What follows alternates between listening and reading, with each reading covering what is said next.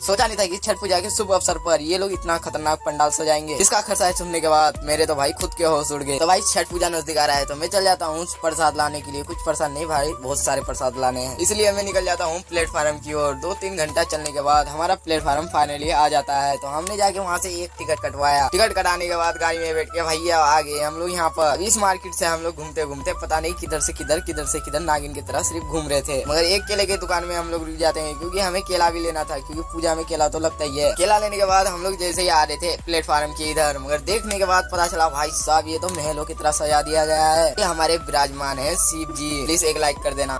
सोचा नहीं था कि छठ पूजा के शुभ अवसर पर ये लोग इतना खतरनाक पंडाल सजाएंगे। इसका खर्चा सुनने के बाद मेरे तो भाई खुद के होश उड़ गए। तो भाई छठ पूजा नजदीक आ रहा है तो मैं चल जाता हूँ प्रसाद लाने के लिए। कुछ प्रसाद नहीं भाई, बहुत सारे प्रसाद लाने हैं, इसलिए मैं निकल जाता हूँ प्लेटफार्म की ओर। 2-3 घंटा चलने के बाद हमारा प्लेटफार्म फाइनली आ जाता है। तो हमने जाके वहाँ से एक टिकट कटवाया। टिकट कटाने के बाद गाड़ी में बैठ के भैया आ गए हम लोग यहाँ पर। इस मार्केट से हम लोग घूमते घूमते पता नहीं किधर से किधर नागिन की तरह सिर्फ घूम रहे थे। मगर एक केले की दुकान में हम लोग रुक जाते हैं क्योंकि हमें केला भी लेना था, क्योंकि पूजा में केला तो लगता ही है। केला लेने के बाद हम लोग जैसे ही आ रहे थे प्लेटफार्म के इधर, मगर देखने के बाद पता चला भाई साहब ये तो महलों की तरह सजा दिया गया है। ये हमारे विराजमान है शिव जी। प्लीज एक लाइक कर देना।